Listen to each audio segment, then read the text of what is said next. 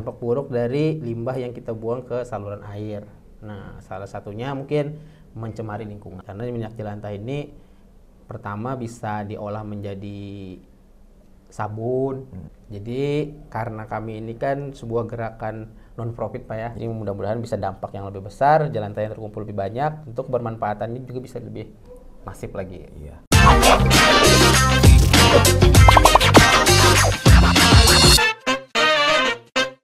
Salam sejahtera, Sobat Inovasi.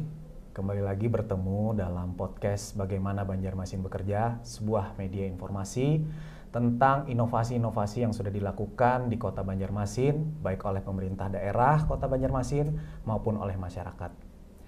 Hari ini di Warung Inovasi Kota Banjarmasin, kita sudah kedatangan tamu istimewa. Istimewa khususnya bagi Ulun, karena beliau ini menurut Ulun sangat cerdik melihat peluang inovasi terkait dengan limbah domestik pengolahan minyak jelantah. Baik, di sebelah Ulun sudah ada Abang Madi dipanggil. Ya. Abang Madi. Selamat datang Bang Madi. Sehat? Makasih. Alhamdulillah, makasih Pak Inggih. Kita santai aja Bang Madi hari ini karena ini konsepnya kita mau warung. Jadi seperti mengobrol. Nah, silakan. Ini ada snack, ada air seadanya tapi Pak. Oh ya, bagi teman-teman yang menonton podcast ini, hari ini kita kedatangan beberapa produk UMKM dari Kota Banjarmasin. Nah, ini kita harus support produk-produk UMKM ini supaya bisnis dan ekonomi di Kota Banjarmasin terus berkembang. Balik ke topik Bang Madi. Nama inovasi Pian ini adalah Banjarmasin tanpa jelantah. Betul. Nah, ini menarik buat Ulun karena beberapa informasi yang Ulun dapat, minyak ini kalau salah pengelolaannya bisa berbahaya bagi lingkungan. Nah, Ulun mau mendengar dari Pian apa yang melatar belakangi Pian mengambil inovasi ini, sehingga ini menurut Pian ini penting nih, masalah ini harus bisa dipecahkan sebagai warga Kota Banjarmasin. Silakan Bang. Makasih banyak Pak Yus. Ulun sudah diundang di tempat ini dan ya alhamdulillah Ulun diberi kesempatan untuk menyebarkan lebih luas lagi informasi tentang gerakan Banjarmasin tanpa jelantah ini. Kalau hendak menceritakan lah awal mulanya seperti apa, karena kita kan di rumah itu biasanya ada aktivitas aktivitas masak-memasak. Di wajan itu ada bekas minyak, Pak. Ya. Ada bekas minyak. Diapain nih bekas minyaknya nih? Wajan sudah menumpuk. Dibuang aja begitu saja, Pak. Ya, kalau bapak-bapak biasanya langsung cuci, langsung buang aja lah. Buang aja. Ya. Nah, dibuang saluran.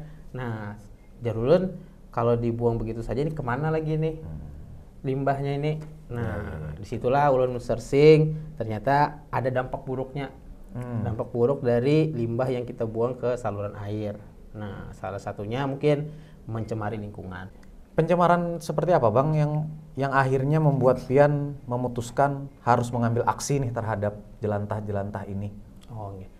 Menyumbat saluran air. Apalagi kita di Banjarmasin ini kan terkenal dengan kota 1000 sungai. Ya. Nah, kalau 1000 sungai itu tadi disumbat oleh jelantah-jelantah yang dibuang oleh masing-masing rumah tangga, dan itu bisa menyebabkan bencana alam lagi kan. Betul. Lebih besar lagi kalau kita seorangan sendiri aja banyak mengeluarkan limbah ini, apalagi digabung. Nah, makanya itu ulun berharap masyarakat rumah tangga khususnya tidak membuang jelantah sembarangan. Ini ulun hendak tahu apakah ada nilai ekonomi yang Pian pribadi ambil dari inovasi ini terkait dengan pengelolaan jelantah ini, atau outputnya apa nih Bang? Apakah produk ataukah apa? Ulun hendak tahu nih. Mungkin masyarakat, kawan-kawan yang menonton juga ingin tahu. Ya, kalau kita sekarang kan canggih ya Pak lah. Kita bisa searching produk-produk turunan dari jelantah ini sendiri. Karena minyak jelantah ini pertama bisa diolah menjadi sabun, kemudian bisa diolah menjadi biodiesel. Oh, iya. Nah, yang jadi biodiesel ini kan ada orang yang mengumpulkan, Pak. Nah, untuk diolah jadi biodiesel, nah kesitulah kami menjualnya. Jadi artinya dalam 1 liter jelantah ini bisa kita jual. Nah, bayangkan kalau ada beberapa minyak jelantah yang kita kumpulkan, kita jual. Nah, tentu ada nilai ekonomis yang bisa kita dapatkan. Nah, secara pribadi untuk memulai gerakan ini kan kita pakai dana pribadi dulu, Pak. Nah, tapi pada pelaksanaannya ke depan, kalau ini besar manfaatnya, uang dari pengumpulan ini akan kita donasikan untuk masyarakat yang membutuhkan. Kayak ada masyarakat kurang mampu, apa yang perlu kita bantu ya kita bantu hasil dari penjualan minyak jelantah ini. Jadi niatnya adalah jelantah untuk kemanusiaan nih lah. Wah, insya Allah. Ya. Jadi buat kawan-kawan yang mau berdonasi, bukan hanya bisa donasi dana, donasi barang, tapi bisa donasi limbah, limbah jelantah. Nah, ini melalui Bang Madi tadi. Bang Madi, ini kan sudah berjalan. Dampaknya atau sejauh ini sudah seberapa besar yang berhasil diolah oleh kawan-kawan di Banjarmasin Tanpa Jelantah ini? Jadi karena kami ini kan sebuah gerakan non profit, Pak ya, dan mungkin tidak memiliki dana yang cukup besar, jadi ulun menyampaikan ini kepada kerabat-kerabat saya. Kayak ada kekawanan, ada keluarga, dan mereka juga ternyata punya masalah yang sama dan mengumpulkan jelantah di rumahnya masing-masing. Jadi setiap minggu kami ambil. Nah, jadi dampaknya. Ini jadi kawan-kawan yang mengambil lah, bukan harus mengantarkan kemana. Nggak harus. Jadi karena kami kan tinggal menyediakan nomor telepon ya, Pak. Pian misalnya sudah mengumpulkan 1 liter di rumah. Pian telepon aja nomor ulun. Madi ada jelantah di rumah, nah berapa 1 liter? Kawa kan ambil. Siap, kawa. Nah, apabila ada di rumah langsung kita jemput. Seperti itu, Pak. Jadi kita ini pelayanannya antar jemput lah. Jadi kalau ada sempat pada kami yang jemput ke sana jelantahnya. Nah, ini kan tentu ketika mobilisasi kawan-kawan ini perlu dana yang kada sedikit kalaulah ketika misalnya harus mengambil jelantah di lingkungan, mengambil jelantah di tempat walaupun hanya kerabat. Betul. Ini dari mana tuh biayanya, dananya yang dikeluarkan? Jadi yang pertama itu karena ini kan gerakan non profit tadi, jadi dari kami sendiri. Dari keuangan pribadi kami sendiri, harapannya kalau ini kita canangkan untuk lebih besar dan berkelanjutan, tentu akan ada biaya-biaya kan, Pak. Nah, jadi mungkin kalau jelantahnya sudah 1 ton yang terkumpul kan, itu otomatis dana yang terkumpul juga banyak. Jadi kan nanti kita sisihkan untuk operasional. Siapa yang mengantar, siapa yang menjemput, kita kasih operasional, sisanya nanti kita alihkan lagi ke gerakan sosial yang lain, kayak masyarakat yang membutuhkan. Siap. Seperti itu. Kedepannya harapannya apa nih, Bang? Untuk inovasi ini?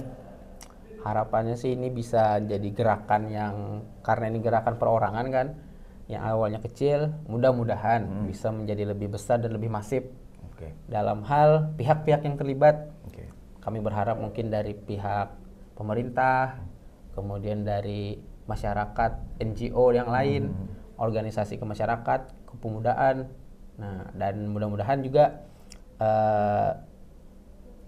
komunitas-komunitas mahasiswa dan pelajar. Nah, misalnya kalau di sekolah itu kan setiap hari Minggu misalnya siswa-siswa mengumpulkan jelantah, itu kan banyak. Iya betul. Jadi jangan juga kena jelantah mamanya diambilnya. Pupadah dulu.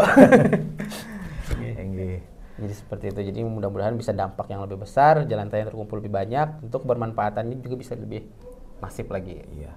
Ini konsepnya menarik karena memang peruntukannya untuk sosial juga, Bang lah, bukan untuk profit pribadi. Bukan. Semoga makin besar kegiatan Banjarmasin Tanpa Jelantah ini. Amin. Mudahan tambah banyak berkahnya Gasan Pian dan kawan-kawan yang melaksanakan. Baik Sobat Inovasi, demikian wawancara kita, hasil ngobrol kita dengan Bang Madi, dengan program yang sangat keren, Banjarmasin Tanpa Jelantah. Bang Madi, terima kasih banyak sudah berkenan berbagi, mengedukasi kawan-kawan. Semoga inovasi ini bisa tambah besar, mungkin juga diikuti oleh kawan-kawan yang lain yang mungkin melihat ada limbah domestik lain yang bisa kita manfaatkan, bisa kita olah supaya Banjarmasin ini menjadi kota yang lebih bersih. Amin. Barasiwan nyaman. Barasiwan nyaman, betul. Cukup sekian wawancara kami ngobrol-ngobrol bersama Bang Madi dari Banjarmasin Tanpa Jelantah. Bagaimana Banjarmasin bekerja? Terus berinovasi. Terima kasih. Salam inovasi.